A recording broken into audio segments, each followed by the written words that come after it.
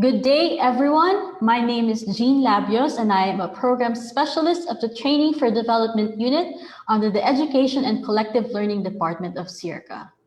The short video shown earlier has given you a glimpse about SEARCA and what we do. SEARCA is hosted by the Philippine government in the campus of the University of the Philippines, Los Baños. So we are coming to you live from Los Baños, Laguna, the special science and nature city of the Philippines. Today, we've prepared something sweet for everyone. This is the pilot episode of our GSID Conversations. GSID stands for the Graduate Scholarship and Institutional Development, which is the unit that handles all SEARCA scholars across all scholarship programs. SEARCA, through GSID, will create dialogues between scholars and industry professionals to share the latter's experience on translating knowledge and skills into meaningful contributions to society. Today's conversation will be about embarking in an advocacy business, the innovative ways to support the agricultural community and create impact on the ground. But before we proceed to today's conversation, please allow me to go over some reminders. Kindly refrain from posting your email address in the comments section. For those of you tuned in via SEARCA's Facebook page, you may type your questions in the comments section. Kindly indicate your location now and/or country of origin. Our Solve team will collate, curate, and compile those questions, and hopefully we will be able to cover as many questions as we can in the time remaining. For our SEARCA scholars and University Consortium grantees tuned in via Zoom, instructions for asking your questions were emailed previously. Please note that this episode will be recorded and will be made available on SEARCA's Facebook page and YouTube channel. For your social media posts, especially on insights or takeaways from today's conversation, please use the hashtag SEARCASolve. All right, moving on. We are excited to start our discussion with Ms. Sabrina Mustopo, who has extensive experience in the agriculture and sustainable economic development sectors, where she has conducted both strategic and implementation work. Sabrina spent 6 years with McKinsey & Company, where she was promoted 3 times within 4 years, and was a Sustainability and Resource Productivity Fellow. She has conducted strategy work for the governments of 5 different countries, and her work has been presented to the heads of state of 4 different countries. Sabrina is currently the co-founder and CEO of Krakakoa Chocolate, a farmer-to-bar chocolate company that empowers smallholder farmers. Welcome, Sabrina, and thank you for being with us today. Hi, good morning. Thank you for having me. All right, so we came upon Krakakoa Chocolate when we were looking for innovations in agripreneurship, food production systems, and sustainable farming.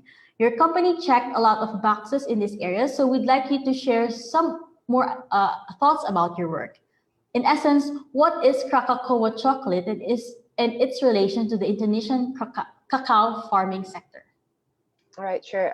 If you allow me to share my screen with the presentation, I think that will help to explain it a little bit better.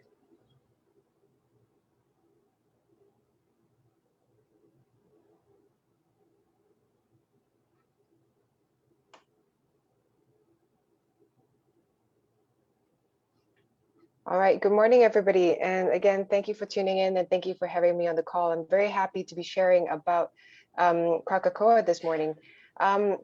So people usually ask, why cocoa, why Indonesia? And I think it's important to note, firstly, Indonesia is quite a large producer of cocoa bean. We're the number 6 largest producer of cocoa beans in the world. And I think in Asia specifically, we're the largest producer. So it's of significant economic importance for the country, for the region. And very important to note as well, when it comes to social impact, about 90% of the cocoa in the country is being grown by smallholder farmers. So not huge plantation estates by large corporations, but really smallholder farmers, over 1 million of them that rely on cocoa for their livelihood. So if we think of it from a social perspective, it also has a lot of importance. Unfortunately, the Indonesian cocoa sector has a lot of issues. Firstly, it has issues with low productivity or low yields, primarily due to the fact that a lot of diseases today, a lot of it is also spreading, across Indonesia. Oftentimes, farmers do not have the proper know-how, knowledge on how to manage their plantations, manage these diseases. So that results in low farmer income because the productivity of the farms are just typically quite low. Then there's also an issue with quality. So most of the cocoa that's grown in Indonesia is not fermented. So that results in poor quality cocoa beans. And at the same time, the good quality beans and the bad quality beans oftentimes are not segregated. So you just have traders and people selling, or farmers selling the beans all together. So when you don't have the segregation, you don't have the fermentation, you have poor quality local cocoa and you have poor quality local chocolate as well. And lastly, there's a lack of value addition within the value chain in Indonesia. Even though we produce a lot of cocoa beans, we don't actually produce a lot of chocolate in Indonesia. We process it into the intermediary products, so cocoa butter, liquor, powder, and so on. And then this gets mostly exported. And when you don't capture the last portion of that value chain, when you don't do the manufacture of the chocolate, we lose out on economic value creation and also lose out on employment. This is just a bar chart to show that productivity is not just low, but it's been going down over time due to the diseases. Typical farms in Indonesia today produces about less than half a metric ton. In best-in-class plantations across the world, you can produce up to 2 tons. And usually in good plantations, you produce about 1 ton. So really a huge potential to increase on farmer income, increase on all the different benefits that arise from higher productivity and higher total production as well from the cocoa sector, but we're losing out on that today. So what is Krakakoa doing within the context of all these different challenges? Really, our vision as a company is to change the impact that what we call food production systems have on people and the planet, and we want to start with cocoa. The mission that we have as a company is fourfold. Firstly, is to improve the livelihoods of Indonesian cocoa farmers. Secondly, is to increase the sustainability of how cocoa is being produced today, particularly when it comes to land use. Thirdly, we want to increase the profile and the reputation of Indonesian cocoa and chocolate. And lastly, we want to help to contribute to the economic development in Indonesia. Now, while I say that a lot of these things are Indonesian specific, I think a lot of the things that we're trying to do as a company is relevant to whatever sector outside of cocoa as well, and also relevant to many other countries outside of Indonesia. So how do we do this work? If you look at this slide here, the top part, that's your conventional cocoa value chain. So it's how most of the industry today is operating. So very fragmented. Between the farmer and the consumer, there's usually a lot of different intermediaries, anywhere between 4 to 7 different intermediaries. It starts with a village trader. So some person that will go around to the farms, collecting the cocoa beans, and then he will usually sell this off to a regional trader or national trader. This is where sometimes there's multiple steps, depending on how remote the farmers are. Finally, it gets sold to cocoa mills. These are the mills, the big factories that convert the cocoa beans into the intermediary products, such as liquor, butter, powder. And then this that gets sold to confectionery companies. So the names that you guys know and probably love, like Mars, Nestle, companies that create the branded products, the final chocolate products that then get sold mostly in supermarkets. And then it gets passed on to retailers. So your supermarkets or your other places where you buy confectionery products before it reaches the hands of the consumer. The Krakakoa model is actually quite simple if you think about it from a high level. Essentially what we do is that we integrate the value chain. So instead of having 4 to 7 different intermediaries between the farmer and the consumer, essentially that's just us and sometimes the retailers. So we perform all these different functions, and that allows us to return a greater proportion of the consumer dollar back to the farmers, and it allows us to have different types of intervention programs and impact on the ground. And what kind of impact and how do we achieve that? So firstly, because we work directly with the farmers, we provide them with training. So the training that we provide to them is free. We also provide them with free equipment, sometimes in collaboration with development partners. And we teach them things like integrated pest management techniques, good agriculture practices, conservation practices, and how to properly conduct post-harvest processing of the cocoa beans. And the impact that has is that through the training programs, farmers are able to increase the productivity of their farms so they can increase their income.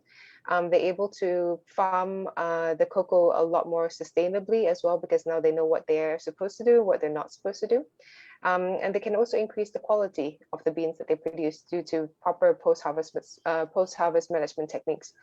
Apart from the training program, which I think a lot of development partners are involved in this space, the link to market is also really critical, and the sourcing component of our business model is another part where we add value and we have impact as well.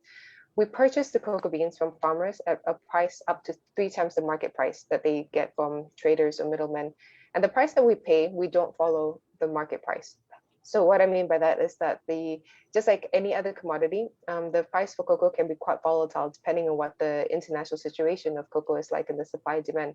So from a farmer's perspective, we can understand that this is something that's very risky for them. They don't know that the work that they're doing today, when it comes harvest time in 8 months time, or let's say they're planting a new plantation today in 4 years time when they first harvest their cocoa beans, how much money can I actually sell my cocoa beans for if we don't know what the world market price for cocoa is going to be at the time of harvest? So in order to overcome that situation, we promise them a stable price, that this is the price that we'll always provide to them if they meet the quality standards that we've set as a company. And that price is up to 3 times the market price. So the results of that is that farmers not only make more money, but they have also greater income security. Lastly, we manufacture the chocolate products in our own factory. So this is an important component in how we increase economic value creation. We process the final products in a factory in Sumatra, employing mostly women. And so because of this, we can provide employment for them and also at a macro level, contribute to the economic development of the country. These are some of the products that we create. So it's not just important that we design excellent programs that improve the farming conditions on the ground and the welfare of the farmers. It's also really important that we're competitive from a product perspective, because for your regular consumer who is shopping for chocolate, yes, the story and the sustainability angle and farmer empowerment angle is nice, but at the end of the day, our products have to speak for themselves and they have to compete with everybody else who may not necessarily be doing the same things that we do. So we have a wide range of products that cater to different segments, from chocolate bars, cocoa nips, drinking chocolate snacks as well. And we're very proud that we've won international awards for our product designs and also the taste of our products. So thank you for, again, having me on this call and this webinar today. I'm very happy to be sharing some of our experiences and also looking forward to taking some of your questions.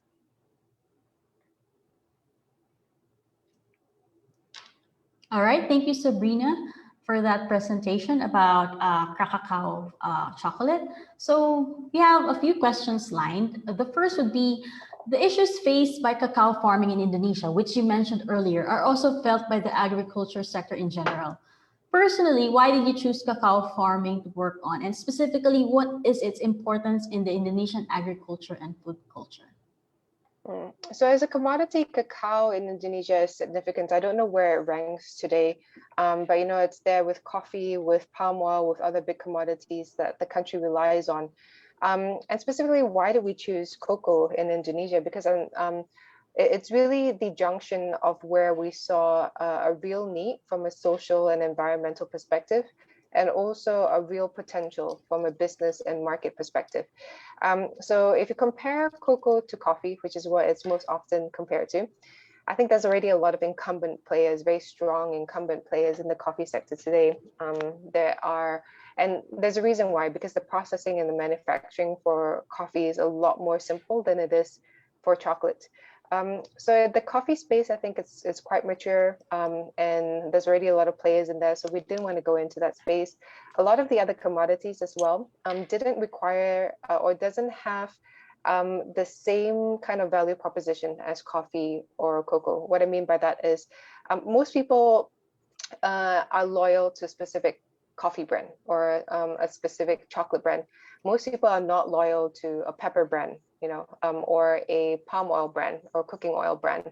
That's more of a commodity product. And when we think about our business model, how are we able to pay farmers 3 times the price? Is that we also are able to sell the products and create a product that's more premium, higher quality, and we have to be able to differentiate the product than what else, the other things that's available in the market today. So the products that can be differentiated and are not a commodity product are things that people have an emotional tie to, and that you are able to create something a little bit more different, have a little bit more value add, instead of like a generic cooking oil or a spice product, which people are a little bit more cost sensitive about. So really from those two perspectives. All right, thank you. You enumerated the activities done by Krakakoa in terms of training, sourcing, and manufacturing to tackle the issues and challenges of cacao farming. How did you arrive to these solutions? Did you have a framework that you followed or best practices that inspired you to come up with these activities? We started with the problem definition. So we said, okay, what are the problems that we're trying to solve? What are we trying to do? What is the goal here? What does good look like, and what does success look like to us? So starting from there, we said, okay, what we want to do. Farmers don't make a lot of money, right? And I think this is something that's true in most countries. Most people are farmers because they don't have any other opportunities, and they don't have any other options.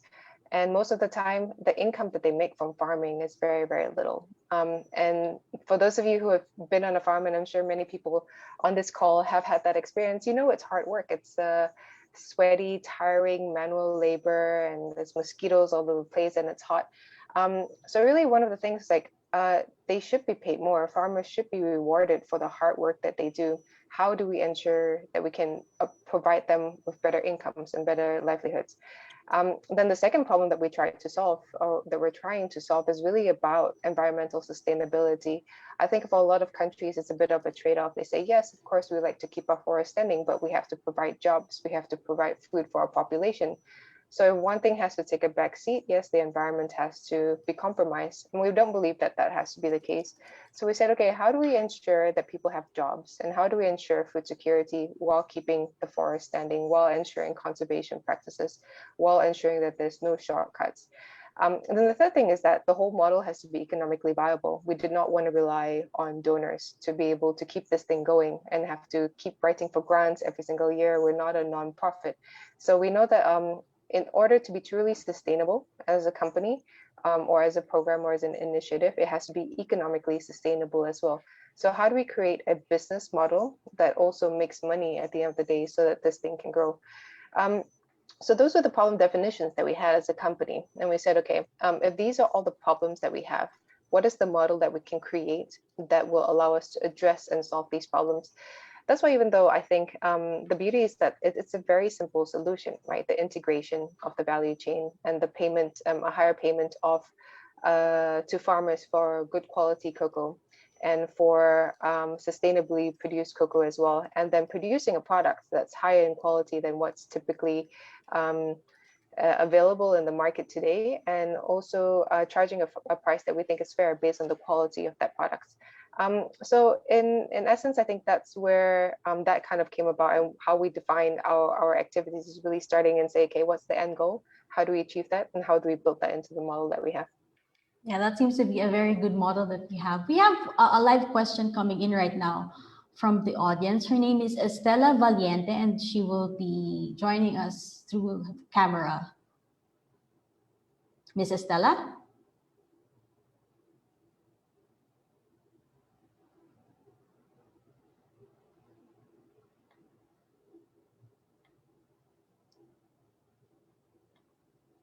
Okay, hold on.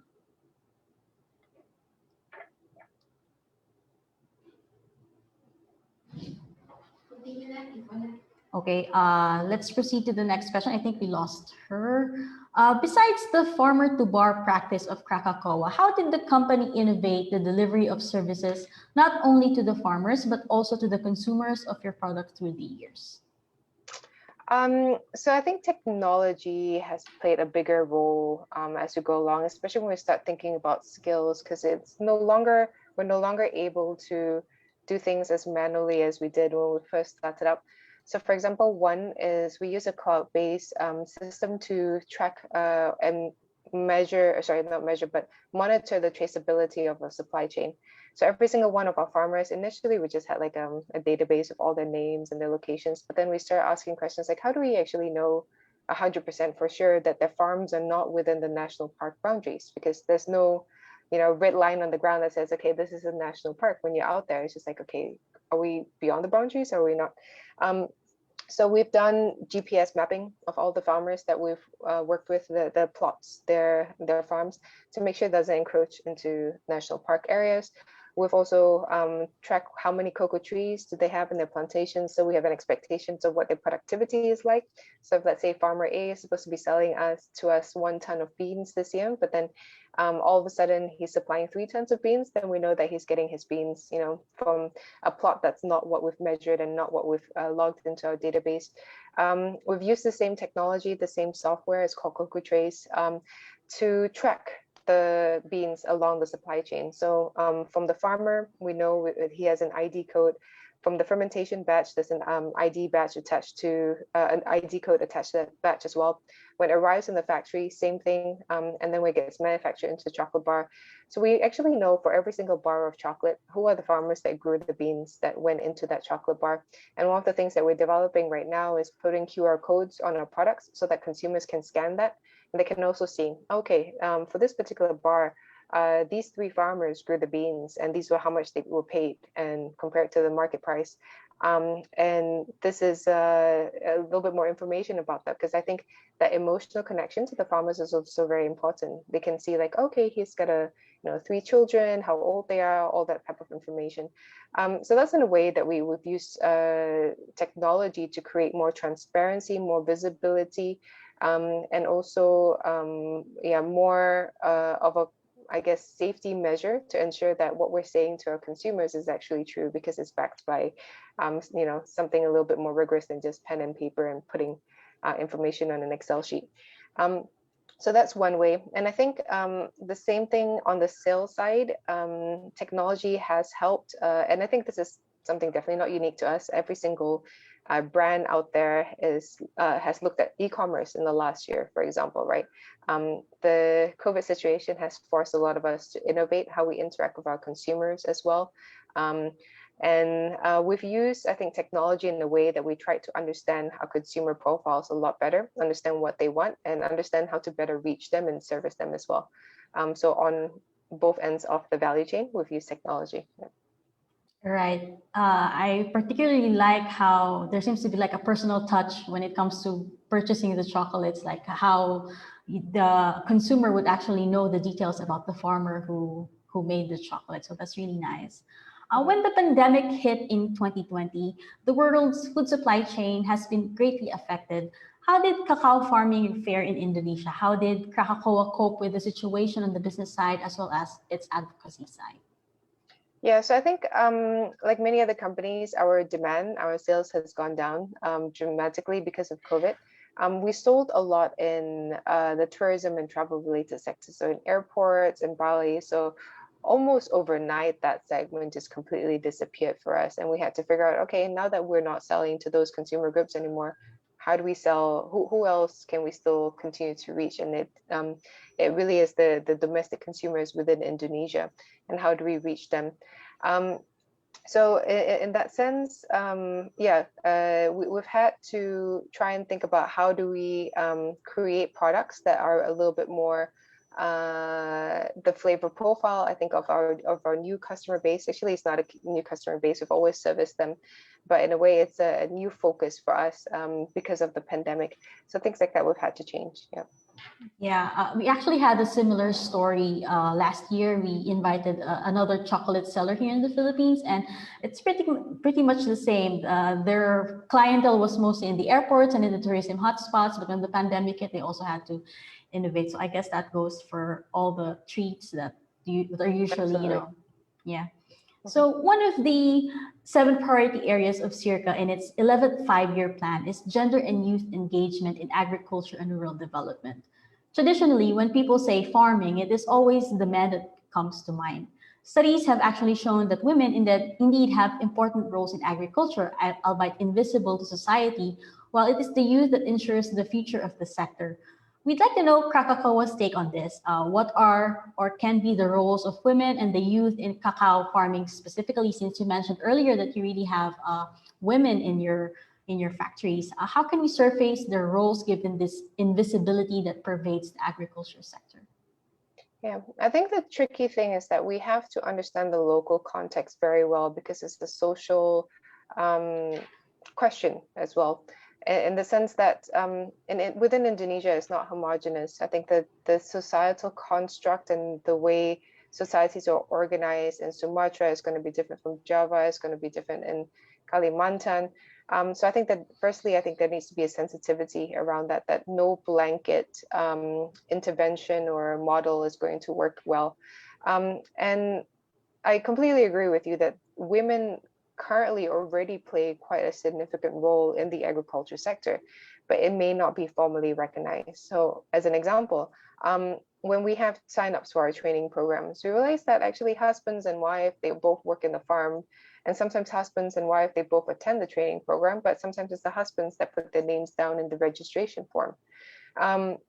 And they have different types of roles as well. So for example, anything that's a little bit more heavy lifting typically is something that the men do, and definitely during harvest time, the women play a significant role in harvesting and breaking open the cocoa pods, all of those things. So when we look at that, we say, okay, one of the things that we try to do is respect the local dynamics right now, because I think it's also in the construct of everything that we're trying to do, right? Increase sustainability, improve productivity on the farms, all these different things. It's already challenging enough without the gender element trying to be mixed in at the same time. So I think really the first stage is observing and understanding what's happening there, and understanding, is there something that we need to do? Is there something that we need to create an intervention? So in one particular area, we did notice that, yes, it made a big difference in terms of whose name was on the registration, because it meant that this particular individual also sold the beans at the end of the day. So they would come to the buying stations and they would actually bring the beans there and receive the payment. And whoever receives the payments, whether it's a husband or wife, actually made a difference. So in those kind of situations, then we try to figure out, okay, is there a way in which we can encourage more women, right? Create a ratio. Let's say, okay, for the new training program that's going to be happening in this particular area, can we get a target of 50% women participation, right? Knowing as well that, like, yes, it's men and women, husbands and wife that do participate in the program, but the registration makes a difference because we give out ID cards, and then whoever has the ID card, they go and they sell the beans at the end of the day. So I think it's really one of those things that us as a company, we try to observe and try to understand how to improve the local situation without being, I think, too prescriptive in terms of, I think, having our own idea of what is right and trying to, prescript to implement that without really understanding the construct, because I think there's a risk in which you can disrupt systems and the way that society is being run in a particular area if you're not respectful of that. So that's our perspective on it. So it's really, observe and try and figure out and try to implement things over time. Yeah. Right. So you mentioned the importance of context, and I guess that's really important. So our question from Miss Estela Valiente is actually related to what you just discussed. She was the person who was supposed to ask the question live earlier. Her question is, how does the smallholder cocoa farmers in your area voice out their issues and concerns? Are they always heard when they raise their concerns? Yeah, so we have a few ways. The way that we're organized in the village is that we have local farmer coordinators. So this is a representative from the village that we appoint, that we employ, that in a way forms the bridge between the company and the local villages. They help to do things like buy the beans. Most of them are also very well versed in good agriculture practices, so they also help to do the training programs. So in a way, this is one way that they can communicate. So any grievances or any concerns, any feedback that the farmers have can go through the farmer coordinator. Then we also have an impact associate within Krakakoa. So she gives her a WhatsApp number, and thankfully most of the farmers that we work with, they have data connection and they can connect to the internet and they have WhatsApp. So they'll communicate if they have the opportunity as well to communicate directly with us. Now, obviously, sometimes that's not as easy as how we make it out to be, because again, going back to the local context, sometimes they may not, let's say a particular farmer within the group has some grievances, or maybe it could be with the farmer coordinator, which has happened in the past. They may not necessarily feel comfortable going directly to us and saying like, hey, this farmer coordinator, I have this particular problem, because they want to respect, they're still their neighbors, right? And still people that they see in the village every single day. Prior to COVID, we could do visits to the farms. Now we've minimized that dramatically, but then, every month or 2 months or so, There'll be people from our team that will go to the farms to speak to the farmers. And this is where I think a lot more of those type of conversations happen when we talk to the farmers, and we get opportunities as well to just be with them one-on-one sometimes. So there's no perfect solution, and I don't think we'll ever get to a point where 100% of everything that farmers are concerned about will be able to take that into account, to be able to absorb that. But I think we try different ways in which we try to cover different bases, and we try to improve over time as well. Yeah, I think that is a very good mechanism to, reach out to the farmers and really hear what their concerns are. Mm-hmm. So again, may I remind our online attendees watching via Facebook Live, please start typing your questions in the comments section, including your location or country of origin. For our scholars and grantees tuned in via Zoom, let us know if you have questions by either raising your hand or typing in the Q&A box. So we've spoken about the company. Now we would like to talk about you as an advocate for this program. So we have a question from the audience. Let me just ask this first before we go to your advocacy discussion. This is from Miss Arini from UGM. I wonder if farmers related to Krakakoa have a connection to Indonesia Cacao and Coffee Research Center in Jember. Balit Coca has released some high-yield cacao varieties which have been used by cacao farmers in Java. So can you comment on that? Yeah, we are in contact with Jember. I think some of our farmers even have been to Jember. What we've found is that when it comes to varieties, it's very location specific. So something that's performing well in Jember, like there's different clones, like that has been bred for high productivity, disease resistance, that work well in certain areas, that once you transplant them to different places, it doesn't work well. And this one we've seen multiple times over and over again. So we're quite careful in terms of how we introduce new clones and new species as well. In Sumatera, for example, we have our own demonstration field. So we do more experimentations there. And sometimes actually we found local varieties, when we just select, because they've already acclimatized to the local conditions, right? And we find a tree that's actually performing really well. It's a quote unquote local variety in the sense that it doesn't have a specific clone name or anything, but we know that it's resistant to the local diseases there. We know that it's high in productivity. We actually graft them, we actually clone that particular variety, and sometimes they actually perform better than the stuff that comes from research institutes. So I think we try to have a mixed approach where we don't just adopt 100% of everything that's been developed by research institute, but we also try to see what's performing well locally and try to see whether that's something that can actually beat the performance of the stuff that comes from former research institutes. So we try to have a little bit of a balance between that. Yeah, okay. There's another question. Would you please give us a brief overview of world or exported cocoa market that is sustainably sourced, such as through a circular economy? And could you give a suggestion on how Cacao Farmers Group can access export market? This is a case where the Farmers Group has processed the bean into several chocolate products, at least to ferment the bean. Okay, that's a complicated question, and I think there's a few parts to that question. So I'll try to answer the last part of the question first. Farmer groups, this is a question that we hear. How can they, knowing that there's value addition, there's additional income to be generated from processing cocoa beans into intermediate products or even the final products and selling that. And there's been, I think, interest by different groups, including the government, to try and foster more of these rural economies or rural industries in the cocoa sector. It's very challenging though. Why I say that? So one, chocolate is temperature sensitive, and just the transportation alone is very difficult. So that's if you want to sell chocolate to other parts, right? Not in your own village. That's actually a big difference. So this model, I know at least in the Indonesian context, a lot of times people think like, oh, we did it with coffee, we got the local growers to also roast their beans and grind them and sell it. So we can do that with chocolate as well. The problem is that it's twofold. One, consumption of chocolate.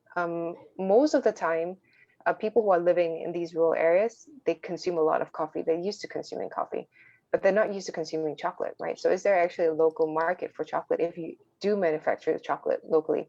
And if you then say, okay, no, there's no market for local chocolate, or for chocolate in the local areas, then you then have to start selling it to cities, transporting it. Then logistics become an issue.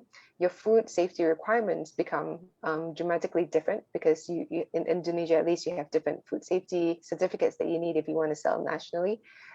Getting your products into supermarkets, you're competing against brands that have a lot of marketing dollars. So how do you actually do that? Getting the consumer attention, right? That convincing your regular consumer, hey, buy my chocolate, don't buy this brand that you already know. It's tough enough for, I think, companies such as Krakakoa. We're not a big company, but at least we have the capabilities in those spaces. It's really challenging. So I imagine if, let's say, it's a rural industry, that challenge would be a lot more significant. So I think that's the challenge in terms of, cooperative or farmer groups that want to go down the value chain, why they have not been so successful in the past. Then you also have farmer groups that say, okay, we want to ferment the cocoa beans and sell that to the craft chocolate industry. The biggest problem that I've seen with that is actually consistency of quality.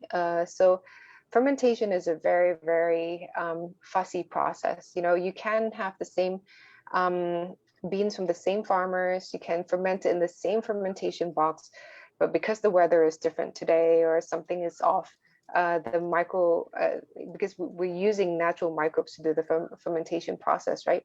You come up with a very different product at the end.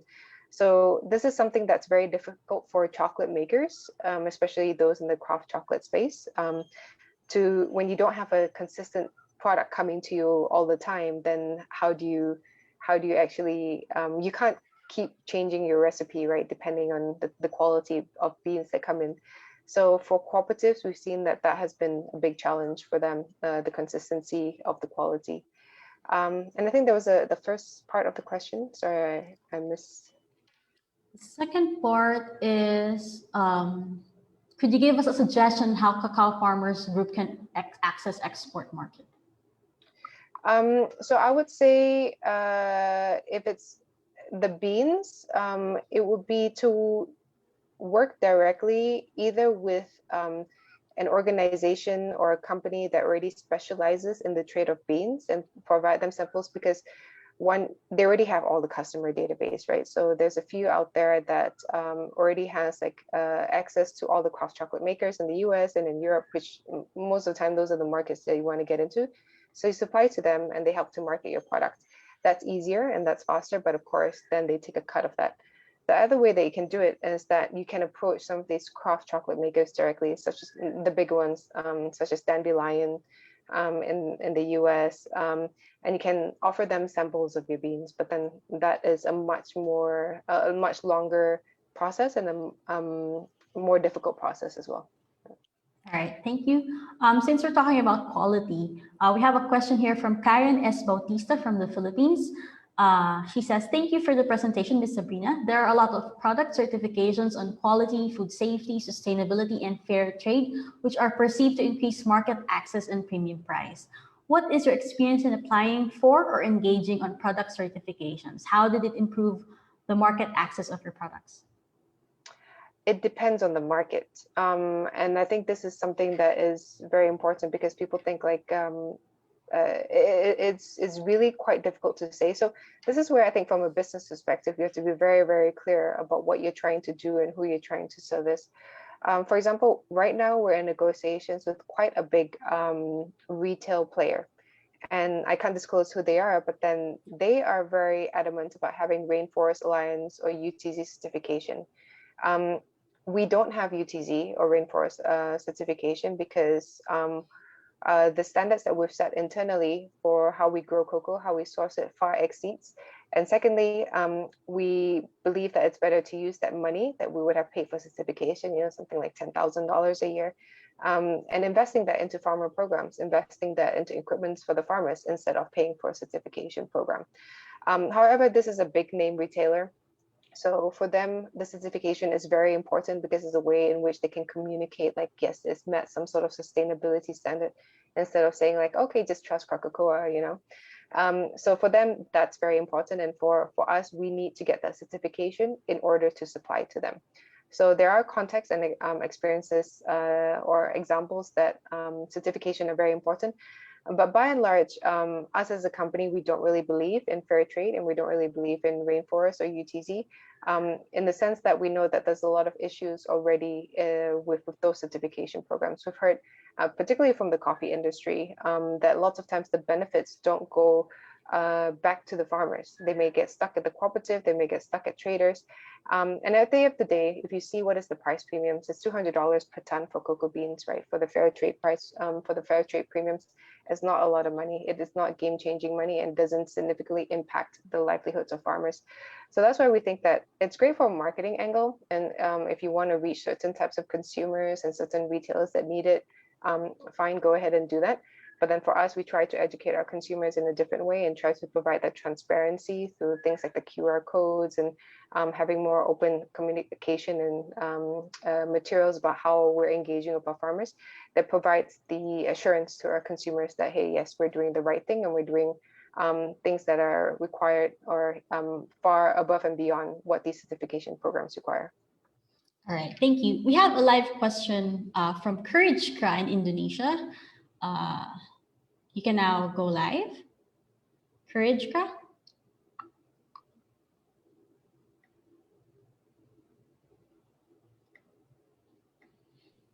Yeah, hello. Yes, we can hear you.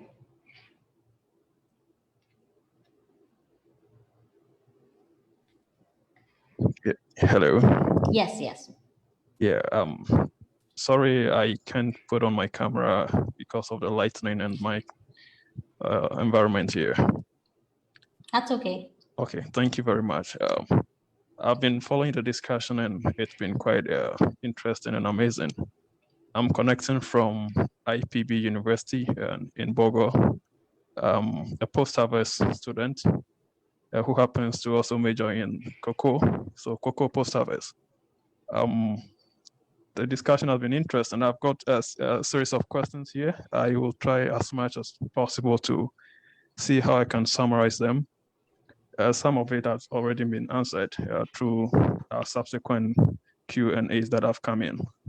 So thank you very much, Ms. Sabrina, for the wonderful presentation. My first question is, looking at, you just made mention that your company is quite a small one, not like one of the big players that we know, but somehow you've managed to put together the activities that the big players do, and you're handling them single-handedly. So my question is, I know definitely there will be challenges that will come up as a result of combining these activities, like the procurement, production, and processing, and even marketing. So briefly, can you share with us some of the challenges that have, cropped up by reason of constituting all these activities together? And most importantly, how you've been managing them or how you go about it.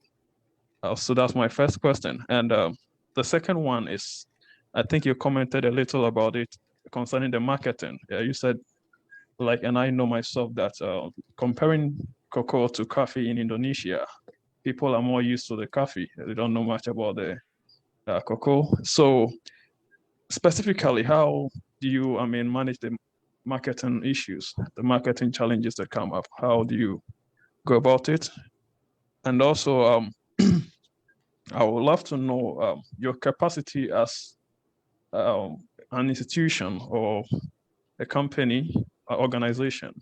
What's your capacity now, looking at the amount of or number of farmers that are in Indonesia, cocoa farmers? Have you been able to reach enough? Do you still have capacity to, extend your reaches to other farmers, or you've had enough and it's already overwhelming? I just want to know your state as of now. And also, I think I had an answer concerning your collaboration with the Department of Agriculture in Indonesia. I work with one of them called Balitri, who distributes seedlings to farmers. So I just want to know, you made mention that you tried working with one of them. I don't know, apart from the one you mentioned, have you been able to reach any other ones? How has the collaboration been so far? Sorry for the questions so much. finally, I would love to, know about your capacity with reference to penetrating the international market with your products, the quality. I had something which I've been trying to follow up concerning. Actually, I've dealt a little with the Ghanaian cocoa system also, because when we talk about quality cocoa, people know to come from Ghana. I heard most companies who produce cocoa say that it's not really always about the post-harvest quality, but there is this unique property of the Ghanaian cocoa. I think it has to do with the fat content and the melting point. So they tend to just buy a little from the Ghanaian market to blend with their cocoa, whatever that they're preparing it or producing it.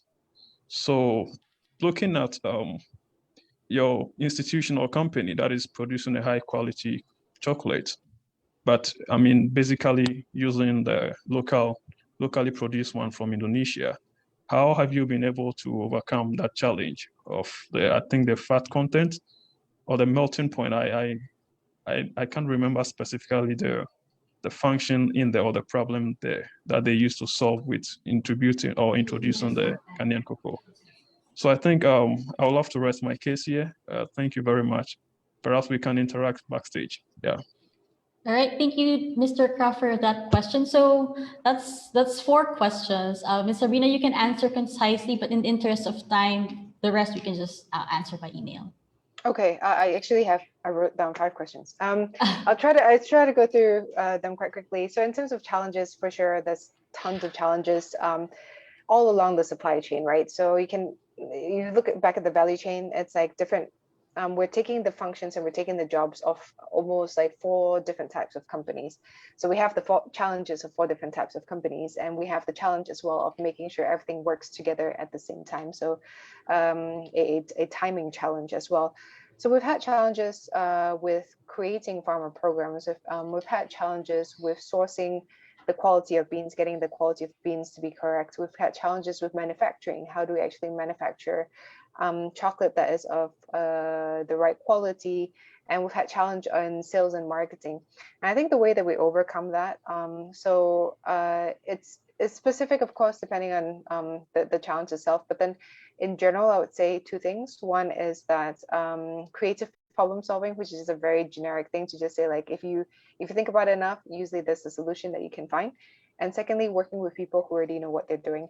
So for example, on the training side, we've worked with organizations like Swiss Contact that has done a lot of farmer organization, a lot of training work, and they understand that area a lot better than we do, right? So we leverage their expertise to try and figure out, okay, how do we actually improve the training program such that our farmer retention rate goes up, that the engagement rate goes up, that the impact that we have also goes up.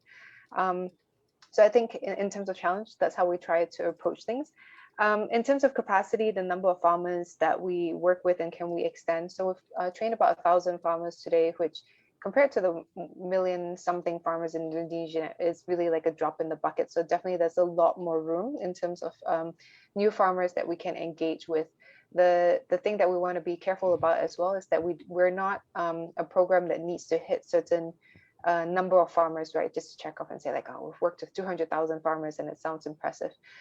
We're very concerned about the depth of impacts that we have with the farmers. So it's not just, okay, we've increased their income by $50 a year, which doesn't do anything, but we've made substantial change in the way that in their livelihood. So that to us is more important than just number of farmers altogether.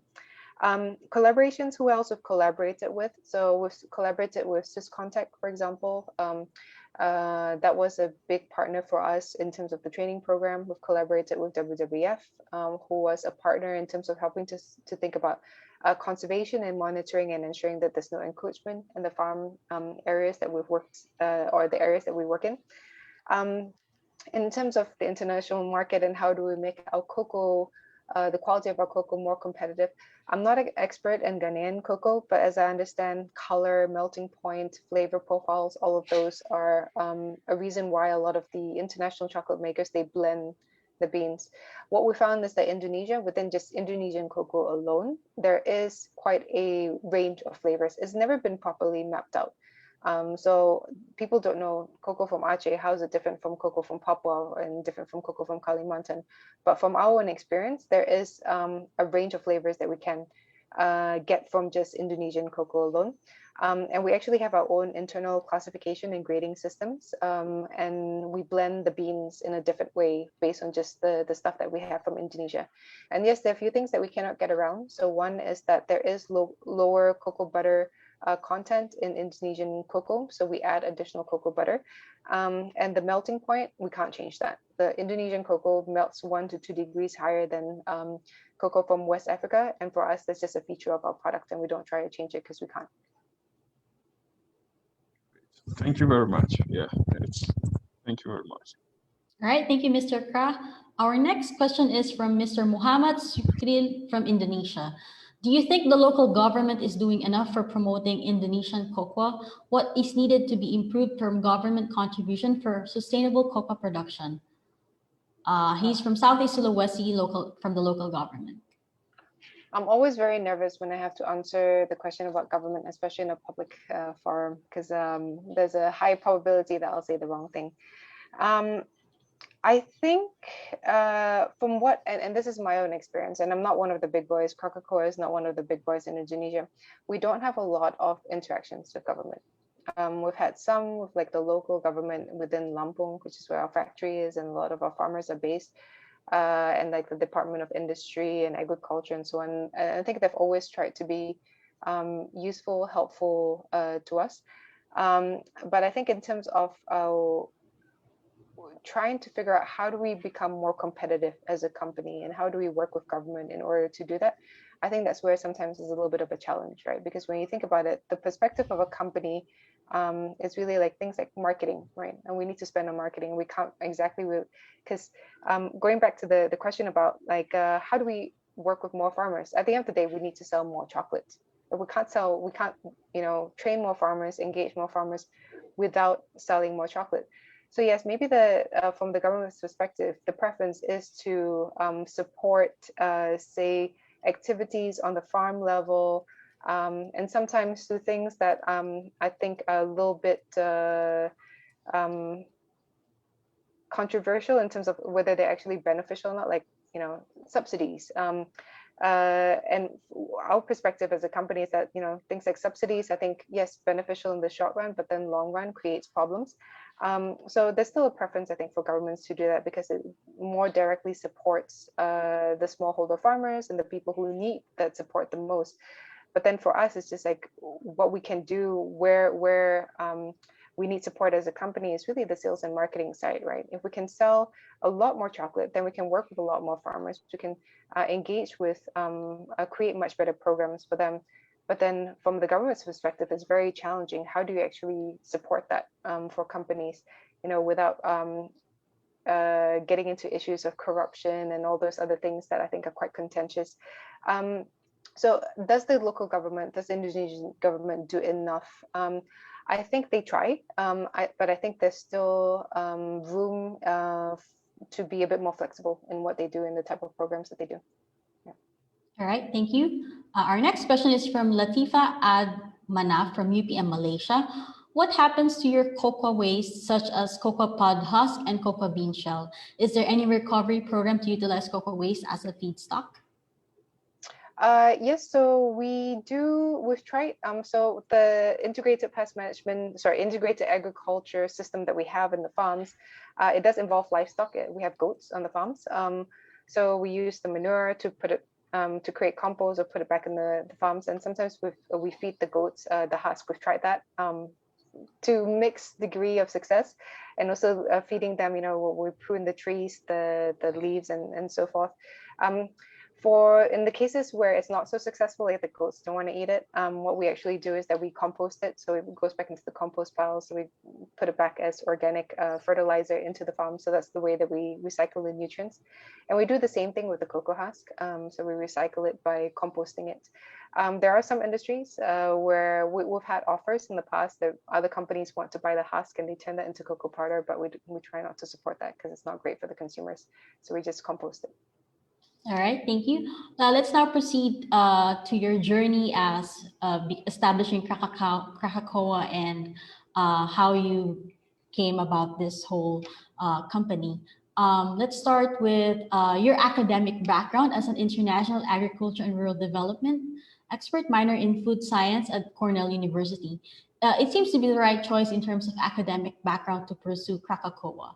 How long have you been interested in this field of work, and what should universities offer in terms of programs or courses or trainings to prepare individuals for a social business?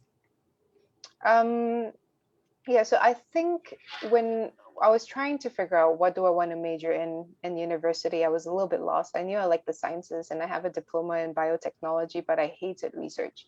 I hated being in the lab. It just drove me crazy. So I said, okay, I really like things that I felt had real impact, that you could feel like you're making a difference and somehow. And I never thought that I would go into the agriculture sector, but this is something that my my father actually worked in a little bit. So growing up, I did hear stories about the Indonesian agriculture sector and the different challenges. So I guess a part of that actually really seeped into me subconsciously without even knowing. And I remember flipping through course catalogs when trying to figure out, okay, I have to go to university. What do I study? I don't even know. And I saw this international agriculture and rural development and something like almost like a light bulb moment. People talk about light bulb moments, and that was a little bit of a light bulb moment for me where like, okay, that sounds interesting. That sounds like something I could do. And when I started researching it a little bit more, I got more and more interested. So then I decided, okay, this is what I want to do. And actually, it was something that was quite bizarre because I grew up in Singapore. Obviously, there's not much agriculture here. So it was a very bizarre transition, I would say, but then it felt right to me. So I decided to pursue it, and yeah, it's worked out well so far. There was a lot of hesitation, actually, right, from my family in terms of what are you going to do when you graduate? Are you going to work on a farm? And I didn't have a proper answer to that, and that's why I did the minor in food science, almost like a backup, in case I can't get work somehow. So at least I have this food science minor, I can work in a food company or something. But it kind of worked out. Somehow McKinsey was hiring for a position that was specific in the agriculture sector, and I applied and I got it. So I think it was quite, it was a lot of things fell into place very nicely for me in that regard. And sorry, you had a second part to that question. The second part is how long have you been interested in this field work, and what should universities offer in terms of programs or courses or training to prepare individuals for a social business? Yeah, so I think I always knew that I was interested in agriculture, but the business part kind of came a little bit later because I think I came from a family of entrepreneurs, and that kind of came about. So really from a consultancy and saying like, okay, PowerPoint slides are nice, but I've done this for 6 years. I actually want to do something else right now. And for universities that really want to encourage people to go straight into that route of entrepreneurship, I think nothing beats a hands-on experience. And nothing beats a hands-on experience in a small company, because I think big companies, you have systems, you have processes, you have all these different things, right? That if you go in there, even for an internship, it's not really an entrepreneurial experience. If you want to figure out how to be an entrepreneur, work for a small company that's just, starting up, where you have to do 10 things at the same time that's outside of your job scope. That's what it means to be an entrepreneur. So I think nothing beats hands-on experience to do that. Then obviously there's different things as well, like case competitions start, mostly happens in the tech sector, where you can pitch your idea and then potentially somebody invests into it, whether it's the university itself or people, external investors. So things like that actually, I think, encourage entrepreneurship. And if you can have competitions that are quite specific to agriculture, entrepreneurship, I think that can be helpful as well. Yeah. All right, thank you. So let's now proceed with some questions about you starting up the business. There's one question from Afdi Pratama from UPM Malaysia. I would like to ask a question. What is the biggest obstacle when you started the business? What was it when I started the business? I think it was on the manufacturing side, because I understand some of the fundamentals of food processing and food science, but I had no idea anything at all to do with chocolate. prior to starting, I didn't even know what a cocoa tree looks like. I don't even know what a cocoa pod looks like, right? So really trying to figure that part out. And back then, I say back then, it was only 8 years ago, but then we didn't have the wealth of resources online as we have today. So today, if you want to figure out how to make your own chocolate, you can kind of just Google and it's all there. But back then it wasn't available. So I think coming through the literature, trying to learn things, and trying to do the process on my own and getting the formula right. Like initially, I made so many bad batches of chocolate, and my poor friends and family that had to be subjected to me giving them the chocolate because I had nothing else to do with it. You know, getting the formula right, and getting the production process right to get the quality that we wanted was very, very challenging in the beginning. All right, thank you. Capital is a very important part of starting a business. How long until it became viable and profitable for you? Our model as a company was always that we will reach break-even point around year 6 and year 5, 6, and when sorry, was it? Yeah, year 5, year 6. So we were a little bit late in that. So we got there year 6, year 7, then COVID hit. So that was a little bit challenging. But that's the way that we've always had the intention to grow the business, right? Because we didn't want to just work with 50 farmers, and you can have a very profitable business just working with a small group of farmers, and you don't hire as many employees and all of that, and you make a profit and you don't have to raise external capital. But the way that we decided to do it was that we raised additional capital or external capital. So it wasn't just in the beginning it was bootstrapped, but then we raised money from investors. And because we raised money from investors, there had to be a certain scale behind that to make it worth their while as well, for the return on investment. So for us, yeah, it's a little bit later on, but then it's not to say that it always has to be the case. You can be profitable from year 1 on, from the get-go. Yeah. All right. For our viewers who also want to pursue their advocacy by starting their own company, what is your advice for starting and managing a social business? I would say the first thing, so people with social businesses, the reason why we started is usually because of the social side, right? And you think about the problems that you're trying to solve on the ground for your suppliers or whatever it is. And I think very few people think about the market enough when they're first starting out. So who's actually going to pay you money to actually buy your product? So I would say for people who are starting out, think about that question very carefully. If you take away the social angle, what are you creating such that your business is going to be viable? And whatever product, whatever service or whatever it is, it has to answer that and has to answer it very, very well. And you have to compete against everybody else who's also trying to get that consumer dollar, that particular customer. And you have to understand what are you bringing to the table apart from the social side, because people will say, yes, we like the social angle, but then that's not, in my experience, a way to build a sustainable business. It's a nice story and you get a lot of PR, you get a lot of things. Very few people will continuously buy and continue to be a loyal customer only on the basis of that, right? Your product quality, all of that has to compete with people who are not doing all the type of sustainability, social work that you're doing. So for people who are starting out, really think about that. Really think about your customers. Really think about how you're going to be generating revenue, and think about that very, very, very carefully. All right. So since you're talking about the social angle, let us tackle empowerment of farmers and farming families, which is at the heart of SEARCA's trust. This next question is again from Arini Utami. From UGM Indonesia. I wonder how Krakakoa maintained the farmers' involvement, considering that farmers now commonly diversify livelihoods between farming and non-farm occupations. I found this one of the challenges in my community service activities. Absolutely, it's very difficult. And kind of going back to governments, right? In Indonesia, we have something called Dana Desa, which is the government gives each village pools of fund in order to decide whatever they want to do within the local village. And we've seen situations where the activities that result from that, I think they're great activities, things like road building, which gives farmers access to market, gives communities access to market, and obviously is beneficial for the community as a whole. But then we've had cases where villages who are focusing on road building suddenly abandon their farms. they're not working their cocoa farms anymore. So that's a huge challenge, off-farm employment, especially when they get distracted, and especially when something is very profitable very quickly, right? So if you work as a day laborer for one of these government projects, you earn, I mean, as a farmer, you only earn when you're harvesting, right? So when you're not harvesting, you're like, okay, I want to do all these different things. So you're not going to your farms and taking care of your plantations. So of course, naturally, you tend to want the thing that's immediate, that gives you immediate results.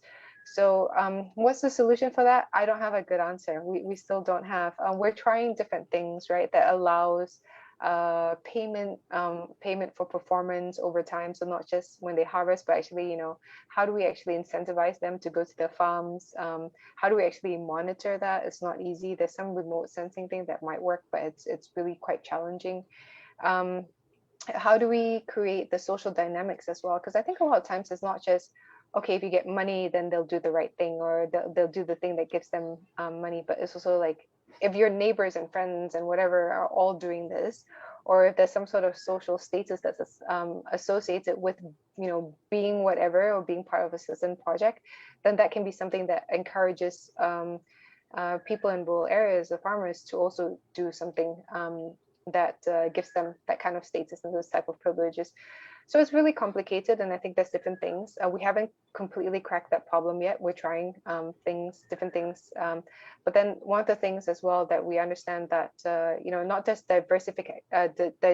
diversification or competition with off-farm activities, but there's also competition with other commodities, right? That you can be growing. So you could grow palm oil, you don't have to grow cocoa, right? So how do you compete against that? And we really try, which is something I think a little bit different for most chocolate companies, because if you're a chocolate company, you're paying for training programs for farmers, you hope that they grow cocoa. But for us, because of, I think, what we're trying to do with the communities, we actually encourage diversification. So we tell them to plant timber trees, coffee trees, plantains, bananas, all of that.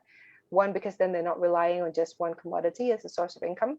And that also, in terms of schedule of payments, when they actually get money, it makes it more viable for them. So it's like, okay, yes, you're growing less cocoa, but you're more likely to grow cocoa because you're also getting money from all these other things. So it's actually better for the company in that sense. And when you think of it from an environmental perspective, it's also much better because you're not doing monoculture, you're doing an agroforestry system. So it's just higher biodiversity, higher carbon sequestration rates. So that's the way in which I think it's more like a win-win situation from a company's perspective. It's better from a farmer's perspective, it's better. And from an environmental perspective, it's also better. All right. There's actually a follow-up question to that. Does Krakakoa also attempt to invite the younger farmers or the farmers' children in its activities? We haven't had, I think, as challenging an issue as some other sectors in terms of aging farmers. And I know this is a big concern. A lot of our farmers are not super young, but they're in their 30s, 40s. So they're not very old. In the teens, I think we've seen some of the farming families, a handful that we know quite well, their children also starting to be interested, starting to be involved. I think because they're seeing as well the higher income level, this is actually quite competitive, right? It's a viable industry. They can actually make good money doing this. So we haven't done anything proactively, I would say, to engage the youth and to get them into farming. But I think it's more from the perspective of like, if we can show that the parents are making good money doing this, then that would naturally attract the younger generation to be involved in that as well. All right. Thank you. So what are your key takeaways in your journey with building and establishing Krakakoa? Well, key takeaways. I think what I mentioned about thinking about your customers, whoever that is, and how you're going to be generating revenue, that's a big one. And I think for most people on this call, we are coming from the perspective of trying to do good, right? Trying to improve farming systems, thinking about farmer employment, welfare, and all of those things. But if you want to build a social business, that business part needs to be very, very, very strong. If not, it all falls apart, right, in terms of the model. So I think that's one big key takeaway for me, at least. Like, you have to think about that part, and you have to be really, really good in that part as well. And I think secondly, it's like it's a long journey for most of us. I don't think Many people who are doing this are looking to flip the company the same way that you have a tech company, you want to build it and sell it. You know, it's a labor of love, right? We care about it, and it's challenging, difficult work, because you're not only trying to build a viable business, you're trying to solve social problems and all these different things as well. So I would say create an environment and create a system that allows you to do this for the long haul, whatever that may be, and maybe creating a team of people that you absolutely love to work with, such that when you show up at work every day, it's a joy because you actually love, you know, the people that you work with, right? It may be managing your own work-life balance, such that yes, we're passionate and we care about this. For most of us, this is in line with our own personal values and mission, but then you don't want to burn out, right? You don't want to be doing this for like 3-4 years and like, oh, I'm exhausted because I haven't taken care of my health, my family, my relationships, all of that. So you have to understand, what is this thing? How do I create this in a way that's sustainable, that I can do this for 10, 20 years, right? So I'd say those are the main takeaways. Yeah. All right. And for our final question, okay, so just to note that that's actually a really good, I guess, structure in your company, that you're really promoting the work-life balance and making sure that your employees have passion and care, so that it doesn't seem too taxing for them. For our final question, moving forward, what are your future plans for Krakakoa? We want to continue what we're doing, just in a bigger scale. So we were actually planning to move our factory to a bigger factory, which we're very excited about, because part of what we want to do in this new factory is that when we think about, you mentioned the word advocacy a couple of times, and we're not advocates per se, but then the way that we do business, we're trying to influence something, right? And especially we're trying to influence how people think about farming, how people think about food, how people think about sustainability. In a country like Indonesia, where we've got like 250 million people, and the majority of the people are still unaware of all these different issues because they don't just have the exposure to why it's important. I think that's part of what we're trying to do within this new space. So the goal and the dream is still to build this factory that's open to the public and also functions as an educational center. So not just, people may go there and they say, hey, we want to have a fun day out. We want to see how chocolate's made. We want to visit a chocolate factory, taste samples. But really, when they go there, we teach them about environmental sustainability. We teach them about farming systems, right? We teach them about agroforestry. We'll have a demonstration field there as well that they can walk to in agroforestry plantations. That site also, we want it to double up as a training center so that farmers can learn about agroforestry systems, and at the same time they can visit a chocolate factory so they know, hey, this cocoa that they're producing, how does it get manufactured and processed and get turned into chocolate? I think that will be something that would give them a really wonderful sense of pride as well, right? Knowing that what they're doing results in a beautiful product at the end of the day. So what is the goal? I think that's our midterm goal. Hopefully within the next 5 years, we get this established and we get that up and running. And to do that, I think a couple of things needed. Obviously, we have to recover from COVID. We have to grow our presence and our revenue a little bit more. And so the business side, again, is very important to making sure that this aspect of the business that actually creates impact on the ground also can work and run. All right. Thank you for that. Actually, we have one last question, and it's actually very interesting. We have been calling your company name for more than an hour now. So we have a question about its name from Afni Pratama in Indonesia. Why did you use the name Krakakoa? Do you have any particular message or philosophy that you want to share with your consumers? When we first started out, we were called Cacao. So Cacao was the blend of the English and Indonesian word for cacao. So cocoa, cacao, put it together and became Cacoa. And then when we tried to trademark it, our trademark lawyer says, no, it's too close to the name of the commodity. So you can have a computer company and call it Apple, but you cannot have a fruit company and call it Apple, for example, right? So it's like you can't have a chocolate company and call it Cacao. So from our trademark lawyer, it's like, okay, you should change the name. So I was like, okay, so what do we do? So when we started like exploring different options, we drew inspiration actually from the volcano that's very close to where we have our factory, Krakatoa. As you know, it's a very famous volcano. It had wide-reaching impacts around the world when it erupted, I think, in the 1800s. Obviously not positive impacts, but then something that had very, very big impacts. And we thought, okay, as a landmark, I think that's quite a nice thing. And then we said, okay, if we call it Krakatoa, I don't know if it's, you know, and if that's unique enough. So we said, okay, that's a way that we can embed the old name, Kakoa, into Krakatoa and call it Krakakoa. So it's a little bit like that. That's how it came about. I don't think that there's a magical message behind the name. It was just from a practicality standpoint and what we liked, and a bit of a significance from a landmark. Yeah. All right, I like the wit behind the name. So in the interest of time, we might have some more questions from our audience, from our scholars, but in the interest of time, it's almost 12 noon. You may email your questions and we will try to extend them to Miss Sabrina.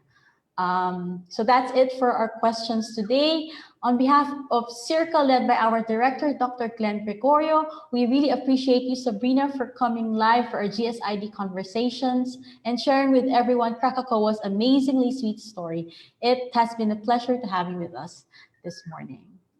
Thank you so much for having me. All right, been a real pleasure of mine too. Yes. Okay. So let us help one another get through this COVID-19 pandemic. We hope that as we go along, we will be able to create a community of better, bigger, smarter farmers and farming communities. Please join us again for our next online conversation on April 28, 2021 at 10 in the morning. We have invited speakers who will talk about their experiences and insights on enhanced agriculture and rural development towards climate resilience, and the topic will be about energy. Please don't miss it. For our scholars tuned in at Zoom, please stay online after the institutional video because we will have a group photo with Sabrina. Once again, this is Jean Labias for SEARCA. Thank you for watching and see you next time for another episode of GSID Conversations.